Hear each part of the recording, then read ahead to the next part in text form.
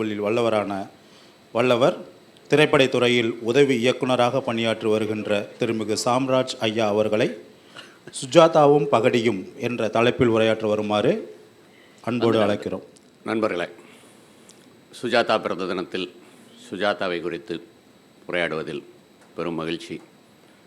சுஜாதாவே ஒரு முறை அவருடைய பிறந்த தினத்தை பற்றி அடுத்த வாரம் கட்டதும் பெற்றதும் எழுதும் பொழுது இப்படி எழுதியிருப்பார். நிறைய பேர் அழைத்து என்னை வாழ்த்து சொன்னார்கள். என்னுடைய ஆயுளில் ஒரு 20 வருடத்தை எடுத்துக்கொள்ளுங்கள் சார் என்றார்கள். அப்படி வாய்ப்பில்லை என்று உறுதியாக தெரிந்தாலும், ஆகவே அப்படி வாழ்த்து சொன்னவர்களுக்கு நன்றி அப்படின்னு ஒரு பிறந்த தினத்தில் அவர் எழுதியிருப்பார். சுஜாதாவை பற்றி சுஜாதாவும் பகடியும் என்ற இந்த தலைப்பை தொடங்குவதற்கு முன், பொதுவாக தமிழ் இலக்கியத்தில் பகடி எழுத்து என்பது மிக குறைவாகத்தான் இருக்கிறது. கொஞ்சம் பேர் இருக்காங்க. தமிழ் பகடி எழுத்தின் முன்னோடினா இப்போ இங்கே குறிப்பிட்ட அதிஷாலாம் குறிப்பிட்ட புதுமை பித்தன் இருக்கார்.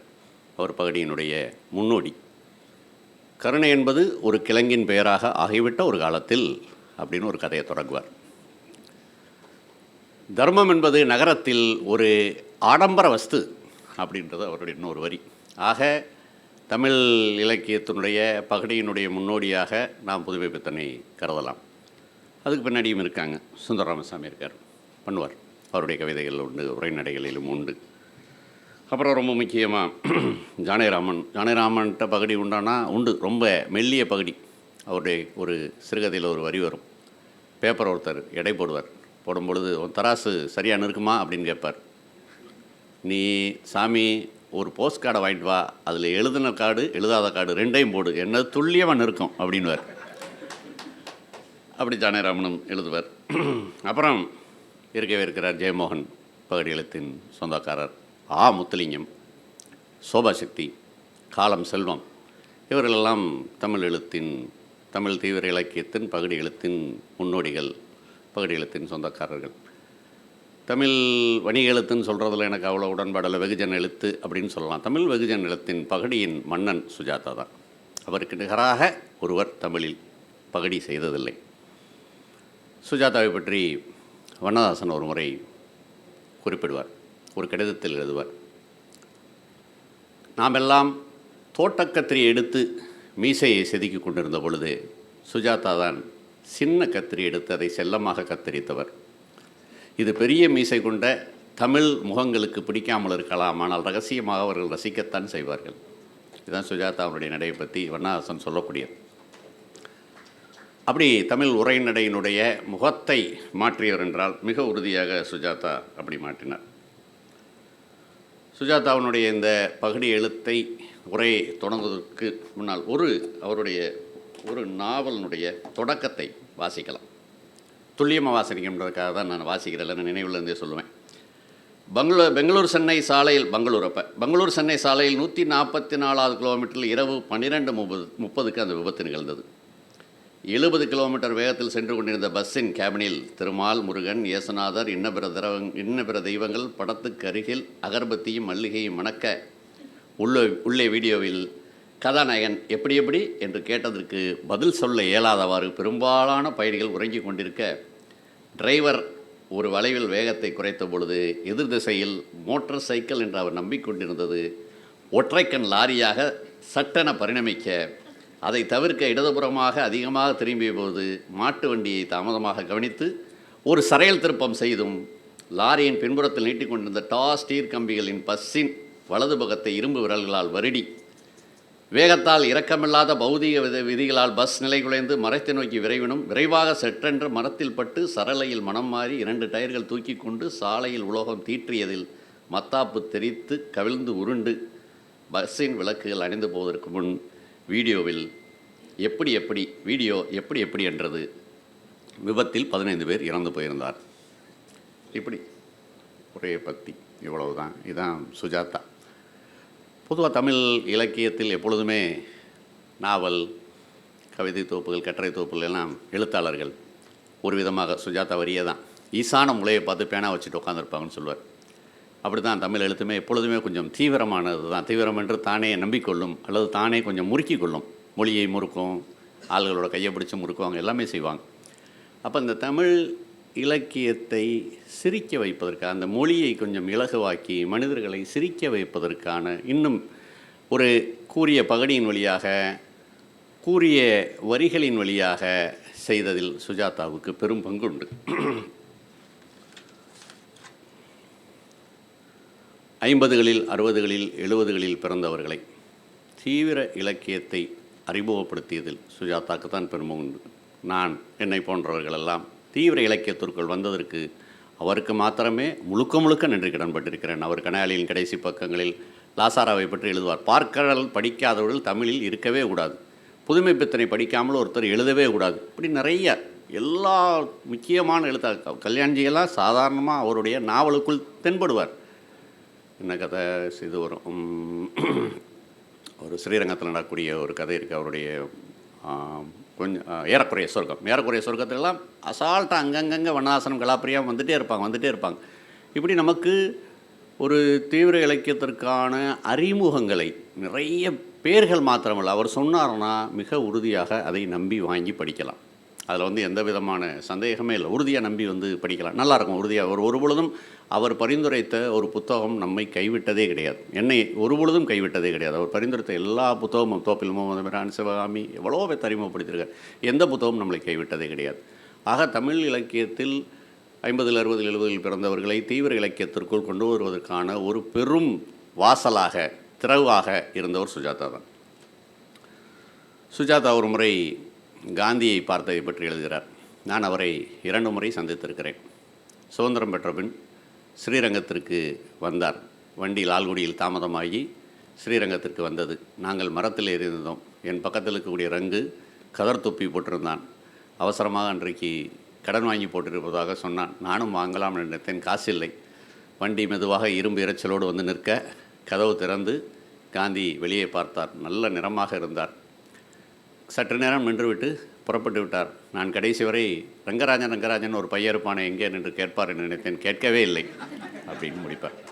இதுதான் அவர் காந்தியை பற்றியான அவருடைய ஒரு முறை இல்லை, குமுதத்தில் அவர் கொஞ்ச நாள் ஆசிரியராக இருந்தார். அப்போ அவருடைய சில கருத்துக்களை அவர் சொல்ல நினைப்பது ரொம்ப சுசவமாக சொல்வதில் அவர் ரொம்ப வல்லவர். குமுதம் தயாரிக்கும் பொழுது, இந்த உலகம் அழியும் பொழுது ஒவ்வொரு பத்திரிகையும் என்னென்ன தலையங்கம் எழுதும் அப்படின்னு எழுதுகிறார். வரிசையாக எழுதிட்டே இருக்கார். இந்தியன் எக்ஸ்பிரஸ் எழுதுது, அதான் நாளைக்கு உலகம் அழிய போகுது அப்படின்னு சொன்னான். போர்ஃபாக்ஸ், ஊழல்வாதிகள் தண்டிக்கப்படுவார்கள் அப்படின்னு சொல்லி எழுது. அப்புறம் அப்படியே வரிசையாக ஒரு பத்திரிக்கையாக சொல்லிவிட்டு திராவிடர் கழகத்தினுடைய உண்மையில் என்ன எழுதுவாங்க அப்படின்னு சொல்லி ஒருவர் எழுதுகிறார். அதில் தான் சுஜாதாவினுடைய சுசம் அல்லது தந்திரம் இருக்கிறது. நாளையோடு பார்ப்பனியம் அழியும். ஆக அதில் வேற ஒரு செய்தி இருக்குது. இந்த உலகம் இருக்க வரைக்கும் பார்ப்பனியம் இருக்கும்னு ரொம்ப உறுதியாக சொல்கிறார். ஆக இப்படியெல்லாம் ரொம்ப ப்ராக்டிஸாக செய்யக்கூடியவர். கமலஹாசனை பற்றி அவர் எழுதுவார். கமலஹாசன் என்னை பார்க்க வந்தது ஒரு நடுஇரவில். இரவு 12 மணிக்கு பெல் அடித்தார். என்னுடைய வீட்டு உரிமையாளர் தான், பெங்களூரில் இருக்கும் வீட்டு உரிமையாளர் தான் கதவை திறந்தார். பிறகு இரவு விடிய பேசிவிட்டு போனார். நிறைய திட்டங்கள் வைத்திருக்கிறார் கமலஹாசன். பாரதியின் படத்தை திரைப்படமாக்கும் விபரீத ஆசையெல்லாம் வைத்திருக்கிறார். பார்க்கலாம், தமிழ் சினிமாவை இவர் மாட்டுகிறாரா, இல்லை இவரை தமிழ் சினிமா மாட்டுகிறதா என்று. கமலஹாசன் விட்டு போனதில் ஒரு முக்கியமான நன்மை, அன்றைக்கு வரை வீட்டில் உள்ள பார்க்கிங்கில் யார் முதலில் நிறுத்துவது என்று எனக்கும் உரிமையாளருக்கும் இருக்கக்கூடிய சண்டை அன்றோடு தீர்ந்தது. நான் நிறுத்தி கொள்ளலாம் என்று விட்டுவிட்டார். புல்புல் தாரா வாசிக்கிறத பற்றி சொல்வார். நான் திடீரென்று கல்லூரி படிக்கும் காலத்தில் புல்புல் தாரா வாங்கி வாசிக்க ஆரம்பித்தேன். திருச்சி தெப்பக்குளத்தின் பக்கத்தில் என்னுடைய குருநாதர் மிக அபாரமாக வாசிப்பார். கிட்டப்பாவனுடைய பாடலை மிக அபாரமாக வாசிப்பார். ஒரே பிரச்சனை, அவர் மாத்திரமே வாசிப்பார். என்னை வாங்கித்தான் வாசிக்க வேண்டும் என்றார். நான் கஷ்டப்பட்டு வாங்கி வாசிக்க ஆரம்பித்தேன். இடையில் என் பாட்டி கேட்டால், என்னடா செய்கிற ரங்கு, வாசிக்கிறேன் பாட்டின்னு. என்னன்னு இல்லை, புல்புல் தாரா வாசிக்கிறேனே, அவங்க அப்பா எங்கள் அசையம் கரியாக்கிற, படிக்கிறத நிப்பாட்டிட்டு அது வாசிக்க போ என்று நானும் முயற்சி செய்து பார்த்து விட்டு அதை ஒரு நாள் பழைய பேப்பர்காரனிடம் விட்டுவிட்டேன். அவன் வாங்கும் பொழுது கேட்டான், வேறு வீணை எதுவும் இருக்கா வாத்தியாரா என்று. ஆக இன்னொரு கதையில் ஒரு வரி வரும். அவள் விமானம் இறங்குவதற்கு முன்னால் 1½ மணி நேரம் ஒப்பனை செய்து தன் வயதில் 5 செகண்டை குறைத்து கொண்டாள். விமான நிலையத்தில் பணிபுரிவதை பற்றி அவரிடம் ஒரு முக்கியமான ஒரு பத்தி உண்டு. அதன் பின் சென்னை விமான நிலையத்தில் பணி. முதல் போஸ்டிங். 24 வயது. உலகத்தையே திருத்தும் உத்வேகம். எனது எல்லா நாளங்களிலும் பிரவகிக்க நைட் டியூட்டியில் தூங்க மறுத்தேன். துல்லிய வெண்மையில் சீருடை அணிந்தேன். ஜீப்பில் அடிக்கடி விமான நிலையத்தில் ரோந்து வந்தேன். கண்ட்ரோல் டவரிலிருந்து ஜாம்பவான்கள் எல்லாம் இது எத்தனை நாளைக்கு என்று இன்முறுகளுடன் பார்த்து கொண்டிருந்தார்கள். அப்போதெல்லாம் விமானத்தில் மீனம்பாக்கத்தில் அதிக விமான போக்குவரத்து இல்லை. ஆடிக்கொன்று அமாவாசைக்கு என்று வரும் வைக்கிங் கேர்வெல், ஸ்கை மாஸ்டர் போன்ற பிளைன்கள் அவர்களுடன் ரேடியோ தொடர்பு கொண்டு clear to land, clear for take off போன்ற 1½ வாக்கிங்கிலே வேலை முடிந்துவிடும். திடீரென்று ஒரு நாள் என் கூட வேலை பார்த்த சேஷாசலத்திடம், இந்த சைரன் எதற்கு சார் என்று கேட்டேன். இது திடீர்னு சர்ப்ரைஸ் செக்கிங்காக இருக்குது என்று. நான் ஒரு நாள் அந்த குமிழை அழித்து விட மொத்த விமான நிலையமே திரண்டு வந்தது. ஆம்புலன்ஸ் வந்தது, ஃபயர் சர்வீஸ் வந்தது, போலீஸ் வந்தது, கலெக்டரேட்டிலிருந்து விசாரித்தார்கள், பத்திரிகையிலிருந்து கூப்பிட்டார்கள், எல்லோ பேருமே வந்து விட்டார்கள். நான் பயந்து போய் சேஷாசலம் கேட்டேன், சார் வேலை போய்விடுமா, பயப்படாதீங்க, காப்பாற்றுறேன் என்றார். கலெக்டர் உட்பட எல்லோரும் வந்து கேட்டார்கள். கேட்டு என்ன என்று கேட்க சேஷாசலம், சார் சர்ப்ரைஸாக வந்து இது வேலை பார்க்குதான்னு செக் பண்ணுறதுக்கு ஒரு ஸ்டாண்டிங் இன்ஸ்ட்ரக்ஷன் இருக்குது சார், அதன்படி தான் செய்தார். கலெக்டர் என்னை கூர்ந்து பார்த்து விட்டு, சர்ப்ரைஸ்னால் சொல்லியிருக்கணும் முன்னாடியேன்னு. சார் முன்னாடியே சொன்னால் அது எப்படி சார் சர்ப்ரைஸ், ரைட், இது நல்ல பதில் என்று போனார் அப்படின்னு ஒரு பற்றி ஒன்று எழுதியிருப்பார். அப்போ சுஜாதாவை பொறுத்த வரைக்கும் சுஜாதாவுடைய மிக முக்கியமான, இப்போ விக்ரம் படத்தை பற்றி இங்கே பேசும்பொழுது சொன்னாங்க, விக்ரம் படத்தினுடைய அனுபவங்கள் இருக்குது. அந்த படத்தை பற்றி ஒரு திரைப்படத்தை எடுப்பதை குறித்தான அந்த அனுபவங்கள் மிக மிக தமிழ் சினிமாவில் அப்படி ஒரு எழுத்தாளர் ஒரு சினிமா எடுப்பதை பற்றி எப்பொழுதாவது எழுதியிருக்கிறார் என்றால் மிக அரிது, இல்லை என்றே சொல்ல முடியும். நான் அந்த நாவலில் ஒரு வரி, விமான நிலையத்தின் மீது ஒரு புறா நின்று கொண்டிருந்தது என்று எழுத, அதை நாங்கள் குத்திரைமிக்கில் படமாக்கும் பொழுது புறா கேமராவை நோக்கி திரும்ப மறுக்க ஒரு உதவி இயக்குனர் கோபப்பட்டு அதன் மீது தண்ணீரை ஊற்ற புறா இத்தினூண்டாக மாறிவிட்டது.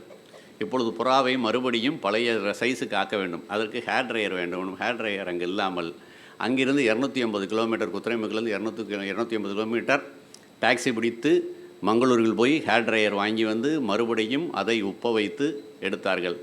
கமல் என்னிடம் கேட்டார், திருப்தியா சார் என்று கேட்டார். நான் 2 அடி பின்னால் வந்து கரிச்சான் குருவி என்று எழுதியதாக ஞாபகம் என்றேன். ஒரு சினிமாவை வரிக்கு வரி எடுப்பதில் உள்ள சிக்கல்களை பற்றி, ஒரு சினிமாவாக மாறும் பொழுது இருக்கக்கூடிய நடைமுறை சார்ந்த சிக்கல்களை பற்றி அபாரமாக எழுதுவார். அதனுடைய அந்த விக்ரம் நாவலுடைய முதல் வரியே இப்படி தான் தொடங்கும்.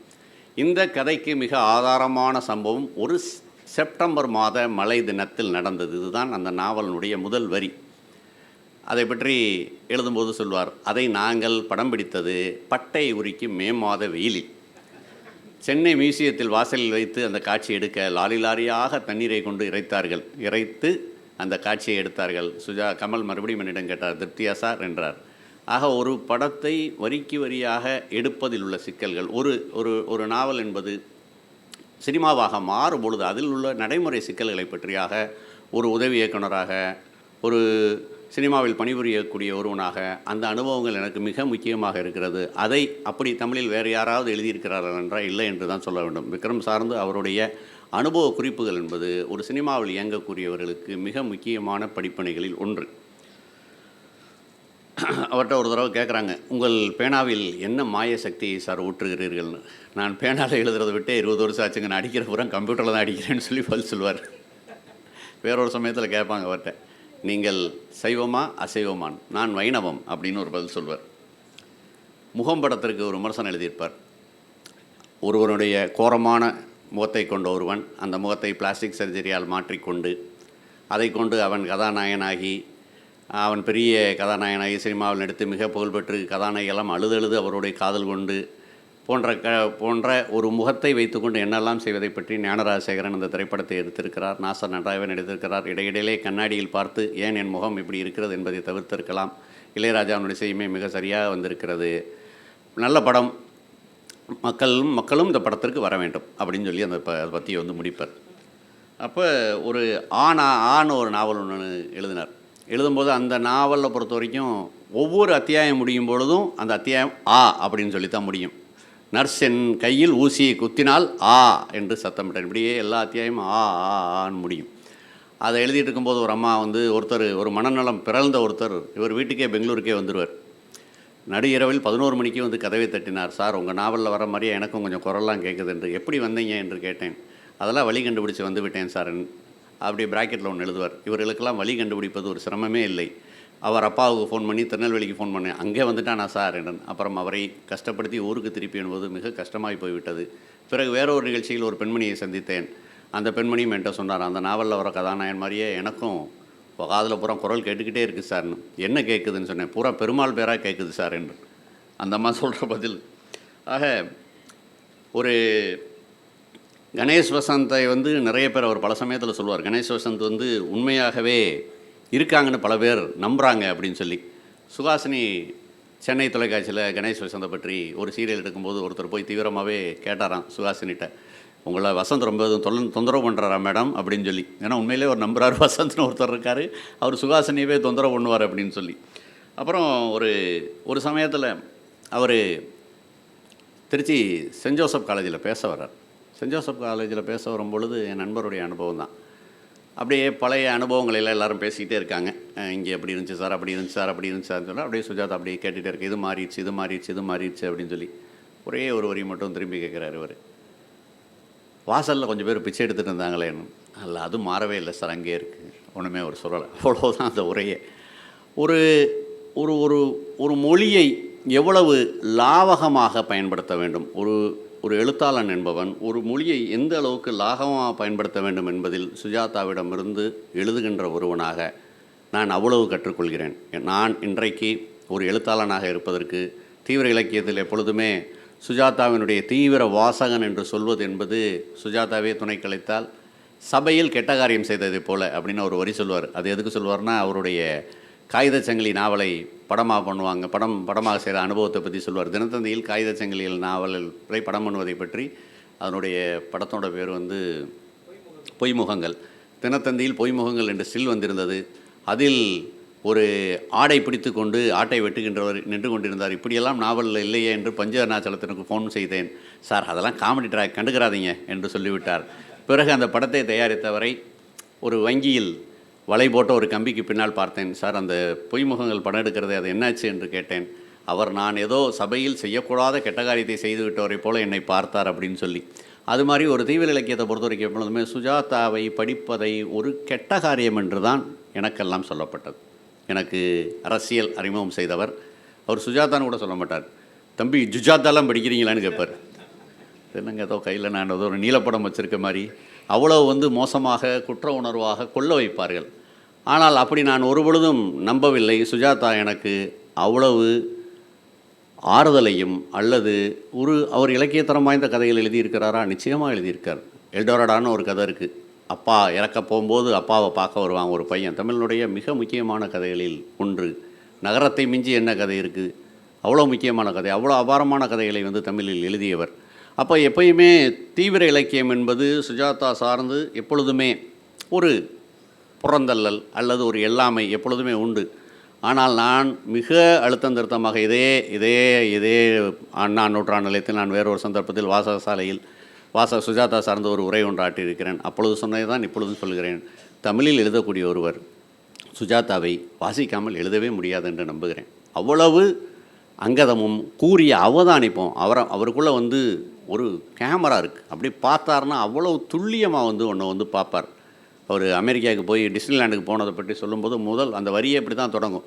எனக்கு டிஸ்னிலாண்டுக்குள் நுழைந்த பொழுது முதலில் கண்ணில் பட்டதே, அங்கே வெள்ளையர்கள் தனியாகவும் கருப்பர்கள் தனியாகவும் உள்ளே வருகிறாள் என்பது தான். பார்த்த உடனே அவருக்கு தெரியும். அவருக்கு அப்படிப்பட்ட ஒரு பயங்கரமான ஒரு 360 டிகிரியில் சுற்றக்கூடிய ஒரு கேமரா கண் அவருக்கு உண்டு. சுஜாதா மதுரையை பற்றி எழுதிக்கூடிய நகரம் சிறுகதையில் மதுரையை பற்றியான வர்ணனைக்கு நிகராக 1970களினுடைய மதுரையை அப்படியே ஃபோட்டோவை பிடிச்சி கொண்டு வந்து காமிப்பார். அதுவும் ரயில்வே ஸ்டேஷன்லேருந்து பெரியாஸ்பத்திரி வரைக்கும் அவன் அண்ணனை பார்க்க போகிறார். அந்த ஒரு பயணத்திற்குள் மதுரை அன்றைக்கு 1970களில் ஒரு மதுரை என்னவாக இருந்தது? சுவற்றில் நிஜாம் லேடி புகையிலை, ஹாஜி முசா ஜவுளி கடை அடித்து ஜவுளி கடல், கடவுளை நம்பாதவர்கள் எடுக்கப் போகும் தீச்சட்டி ஊர்வலம், அரசாங்கத்தின் விலைவாசி உயர்வை எதிர்த்து சாலையின் அந்த முனையில் சோகையாய் ஒரு ஊர்வலம் போய்கொண்டிருக்க, நகர பேருந்துகள் தேசியம் கலந்த டீசல் புகையை வெளியே விட்டு கொண்டு செல்ல, குழந்தைகள் டெட்டனஸ் கவலையின்றி மண்ணில் விளையாடி கொண்டிருந்தன அப்படின்னு சொல்லி அப்படி இதிலேருந்து சிம்மக்கல் வழியாக மதுரைக்கு அங்கே பெரியாஸ்பத்திரி வரைக்கும் போகக்கூடிய ஒரு இடத்தை வர்ணிக்கிறார். அதுக்கு முன்னாடி தமிழ் இலக்கியத்தில் மதுரையை பற்றி பாசிங்கியாரத்திட்ட தான் இருக்குது ஒரு பிரமாதமான 40களின் மதுரை. அப்போ ஒன்றை பார்த்து, அதாவது திரும்ப திரும்ப இலக்கியத்தில் ஒன்று எப்பொழுதுமே சொல்லப்படுவது உண்டு, ஒன்றை சொல்லாதீர்கள் காட்டுங்கள்னு. எப்போ காட்டணும் எப்போ சொல்லணும்னு ஒரு எழுத்தாளனுக்கு வந்து தெரியும். சுஜாதாவுக்கு வந்து அது அபாரமாக தெரியும், எப்போ காட்டணும் எப்போ சொல்லணும்னு. கரையண்டராமன் ஒரு அவருடைய சிறுகதை உண்டு. ஒரு தஞ்சாவூர் பக்கத்தில் இருக்கக்கூடிய ஒரு கோயிலில் இருக்கக்கூடிய சின்ன கோயிலில் இருக்கக்கூடிய சிலையை திருடுறதுக்கு 2 பேர் போயிருக்காங்க. யார் வீட்டில் எந்த கோயிலில் திருட போகிறாங்களோ அந்த குருக்களுடைய வீட்டில் தான் அவங்க தங்கியிருப்பாங்க அந்த 2 பேரும். அப்போ அந்த சாமிகிட்ட வந்து பேசும்போது கேட்பார், சாமி தினம் எத்தனை மணிக்கு ராத்திரி தூங்குவீங்க அப்படின்னு. 7 மணிக்கெலாம் தூங்கிடுவேன். அதான் 8 அப்படின்னார். என்னது? இல்லை ஒன்றும் இல்லை கேட்டேன், இவ்வளோதான். தினம் எத்தனை மணிக்கு தூங்குவீங்கன்னு கேட்குறேன். 7 மணிக்கு. அதான் 8 என்ன கேட்டால் நான் ஒன்றும் இல்லை அவ்வளோ.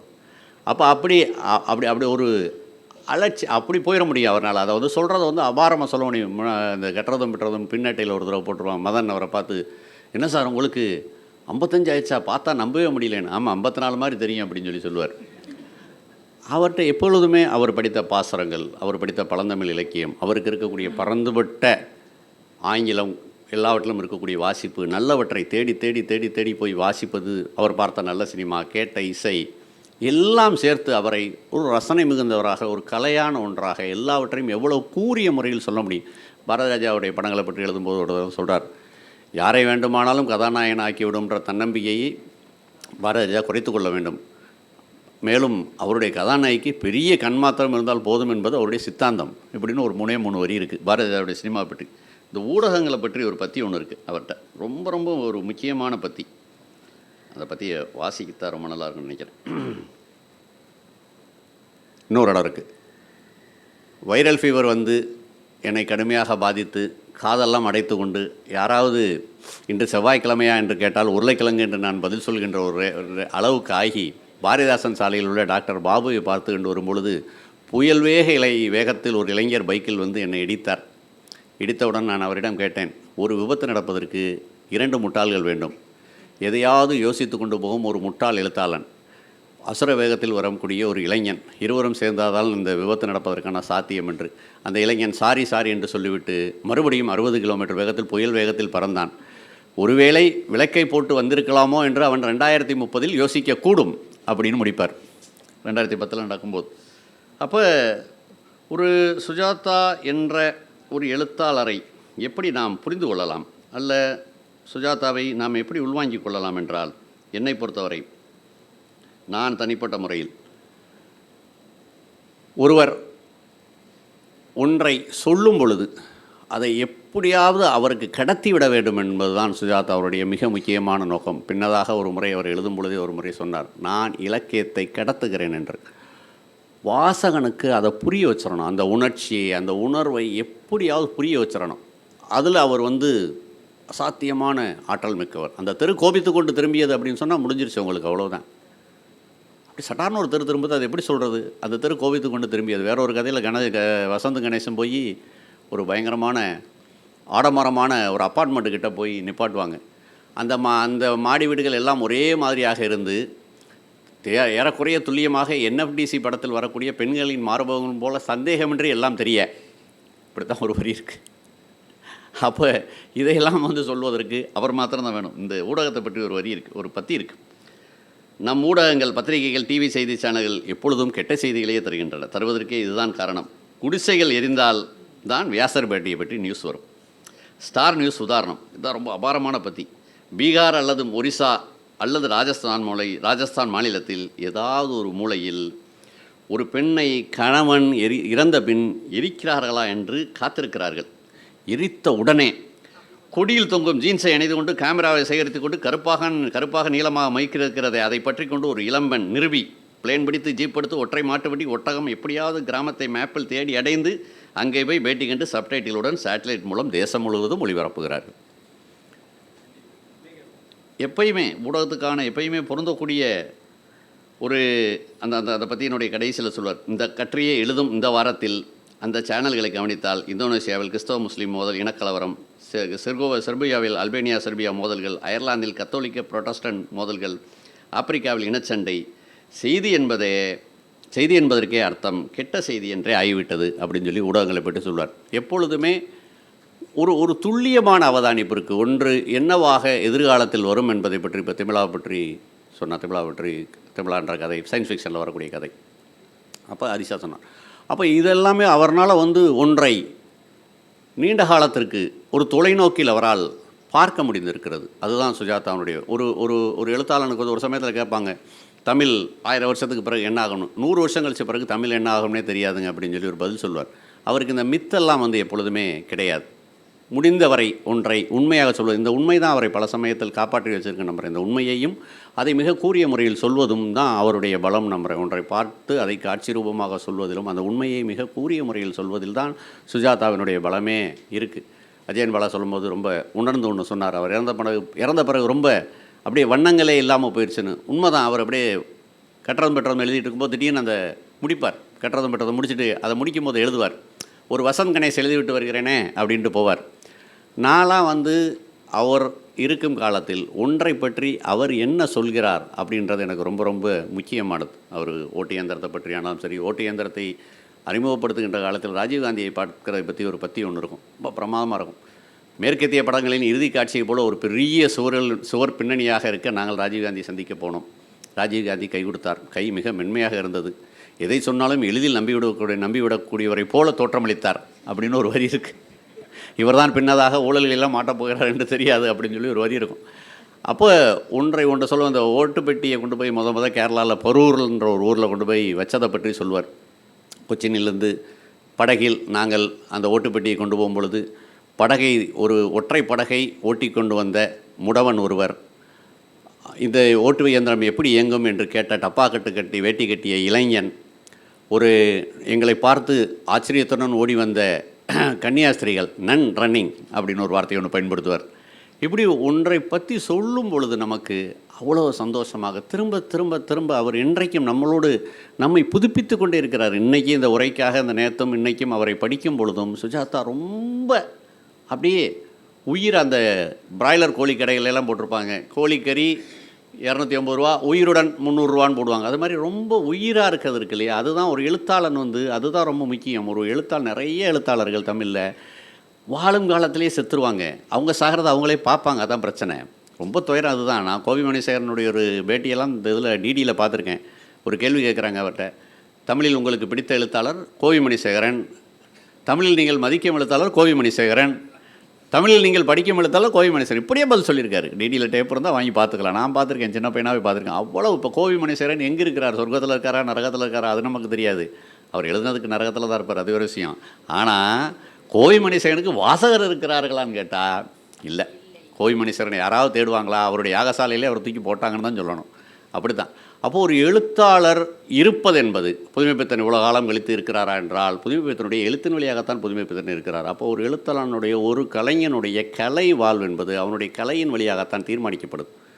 அப்போ சுஜாதா இன்றைக்கி இருந்திருந்தார்னா அவருக்கு 1935 மே மாதம் 3ஆம் தேதி பிறக்கிறார், 90 வயது.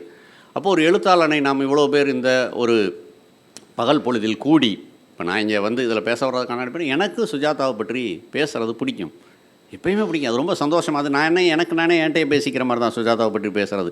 என்னுடைய தனி உரையாடல்களில் என்னுடைய எல்லா நண்பர்களும் என்ன டைம் ஆச்சா சுத்தி இல்லை சரி. அப்போ என்னுடைய தனி உரையாடல்களில் நான் சுஜாதாவை துணை கலைக்காமல் எப்பொழுதுமே பேசியதே இல்லை. எல்லா சமயத்திலும் சுஜாதா எனக்கு துணையாகத்தான் இருக்கிறார். நான் படித்த நல்ல புத்தகங்கள், என்னுடைய உரைநடை, என்னுடைய எழுத்து முறை எல்லாவற்றிலுமே சுஜாதா இருக்கிறார். அப்போ திரும்ப திரும்ப தமிழ் இலக்கியத்தில், தீவிர இலக்கியத்தில் சுஜாதா என்ற எழுத்தாளரை பற்றி இன்று வரை அப்படிப்பட்ட ஒரு நல்ல மதிப்பீடுகள், அவரை பற்றியான நல்ல மதிப்பீடுகளோ, அவரை வாசிப்பது குறித்தான அவர் கொடுத்த வாசிப்பு இன்பத்தை பற்றி, அதை கிட்டத்தட்ட ரொம்ப ஒரு ரகசியமான ஒரு கள்ளத்தொடர்பு மாதிரி தான் சுஜாதா வச்சுருக்காங்க. படிப்பாங்க எல்லா பேரும், ஆனால் அதை வெளியில் சொல்லக்கூடாது அப்படின்றதில் ரொம்ப உறுதியாகவே இருப்பாங்க. ஆக சுஜாதா என்ற ஒரு ஆளுமை தமிழ் இலக்கியத்தில் இருப்பார் என்றால் அவர் எழுதிய நல்ல கதைகளின் வழியாக, அவர் எழுதிய அபாரமான கட்டுரையின் வழியாக, அவருடைய கூரிய பகடியின் வழியாக, அவர் சொன்ன மிக முக்கியமான அவதானிப்புகளின் வழியாக. இது வரும்பொழுது லக்ஷ்மி விஜய் டிவியில் ஒரு நிகழ்ச்சி நடத்தினாங்க, ஒரு பெரிய டாக் ஷோ ஒன்று நடத்தினாங்களே, கதையில் நிஜத்துக்கு ஒன்று எழுதும்போது எழுதுவார், இந்த நிகழ்ச்சியில் நீங்கள் பங்கெடுக்க வேண்டுமென்றால் குறைந்தபட்சம் உங்கள் கணவரை உங்கள் நடராத்திரியில் அடித்திருக்க வேண்டும், மலையில் உங்களை வெளியில் நிறுத்தி இருக்க வேண்டும். அப்படி என்றால் அந்த நிகழ்ச்சியில் நீங்கள் பங்கெடுத்து கொள்ளலாம் அப்படின்னு ஒன்று சொல்லுவார். அப்போ அதெல்லாம் வந்து ரொம்ப போகிற போக்கில் அவரால் வந்து பயங்கரமான விமர்சனங்கள்லாம் வந்து அவரால் வந்து பண்ண முடியும். எதை பற்றி வேணாலும் அவர் வந்து வெர்சடைல்னால் அவர் வந்து வெர்சடைல், உண்மையாகவே அவர் தான் வெர்சடைல். எல்லாத்தையும் பற்றி பேசக்கூடியவர். எல்லாத்தையும் பற்றி பேசக்கூடியவர்னால் அதை மரியாதையாக அவர்னால நான் வானமாமலையினுடைய நாட்டுப்புற பாடல்களை பற்றி பேச முடியும், கோகேசனுடைய சாதியமும் அந்த போராட்டங்களை பற்றி பேச முடியும், அப்படியே வெஸ்ட்டுக்கு போய் அங்கே இருக்கக்கூடிய பீட்டில்ஸ் இளைஞர்களை பற்றி பேச முடியும். எல்லாவற்றையும் ஒழுக்கமாக மரியாதையாக உள்வாங்கி பேசுகின்றவர். அதுதான் அவருடைய மிக முக்கியமான விஷயம். அதை பற்றி அவர் சொல்லக்கூடிய அவதானிப்பு என்பது மிக சரியாக இருக்கும். தோப்பில் முகமது மீரானுடைய கூனன் தோப்பு பற்றி எழுதும்போது சொல்வார், கூனன் தோப்பு தமிழில் மிக முக்கியமான நல்ல நாவல் தான், ஆனால் அதை தமிழில் அதுதான் தமிழில் மிக சிறந்த நாவல் என்று சொல்வதை போன்ற தாழ்வு மனப்பான்மையில் நாம் கடக்க வேண்டும் அப்படின்னு எழுதுவார். அருந்ததி ராய்க்கு இது கொடுத்தப்ப, காட் ஆஃப் ஸ்மால் திங்ஸுக்கு புக்கர் விருது கொடுத்தப்போ அவருடைய ஒரு வரி ஒன்று இருக்கும், நான் அருந்ததி ராயின் காட் ஆஃப் ஸ்மால் திங்ஸை வாசித்தேன், எனக்கென்னவோ அது வண்ணதாசனை ஆங்கிலத்தில் மொழிபெயர்த்ததை போல் தான் இருக்கிறது அப்படின்னு ஒரு வரி சொல்வார். அப்போ அவர்கிட்ட இருக்கக்கூடிய அந்த உண்மை அது ரொம்ப ரொம்ப முக்கியமானது. இலக்கியத்தை அவர் எவ்வளோ தீவிரமாக எடுத்துக்கொண்டார் அப்படின்றதெல்லாம் வேறு. அவர் இலக்கியத்தை அவ்வளோ தீவிரமாக எடுத்துக்கொள்ளவில்லை, அது வேறு விஷயம். ஏன்னா அவர் தான் அவருடைய பதிலில் தான் சொல்லணும், குமுதத்திலே தான் போட்டார். என்னுடைய 60வது 65வது திருமண தினத்தின் போது மவுண்ட் ரோடில் இருக்கக்கூடிய ஒரு உணவகத்தில் குடும்பத்தினர் எல்லாம் சேர்ந்து சந்தித்த பொழுது, நீ இலக்கியத்தில் என்ன சாதித்தாய் என்று கேட்டார்கள். அதை நான் என்ன பதில் சொன்னேன் என்பதற்கு நீங்கள் 70ஆம் பக்கம் வாங்கல், 80ஆம் பக்கம் சொல்லி 80ஆம் பக்கத்தில் வந்து ஒரு முதுகு செஞ்சுட்டு பதில் சொல்லிக்கிட்டு இருப்பார். இதுதான் பதில். ஆக இலக்கியத்தை அவர் அப்படி எடுத்திருக்கலாம். ஆனால் அவரை அறியாமல் அவர் நிறைய கொடுத்திருக்கிறார், நிறைய பேரை பாதித்திருக்கிறார். அப்படி பாதித்தவர்களில் ஒருவன் தான் நான். இந்த பெந்தகோஸ்தகளில் சொல்வதைப் போல அப்படிப்பட்ட தேவ சாட்சியம்தான் நான். அவரால் உருவாகியவன். அவர் என்றும் என்றும் என்றும் எனக்கு செல்லுபடியாகக்கூடியவராகத்தான் இருக்கிறார். நான் என் வாழ்க்கையில் அவரை ஒரு சந்தர்ப்பத்தில் 2 சந்தர்ப்பத்திலே தான் பார்த்துருக்கேன். என்ன அகங்காரமோ அவர்கிட்ட பேசலை. ஏற்கனவே இங்கேயே பேசின மாதிரி நிச்சயமாக நரகத்திலோ அல்லது ஒரு விடுமுறையிலோ சொர்க்கத்தில் நாங்கள் இருவரும் சந்திப்போம். அப்பொழுது என்னுடைய குற்ற உணர்ச்சியை அவர் கையில் முத்தமிட்டு தெரிவித்துக் கொள்வேன். நன்றி. சிறப்புரை ஆற்றிய ஐயா அவர்களுக்கு நன்றி.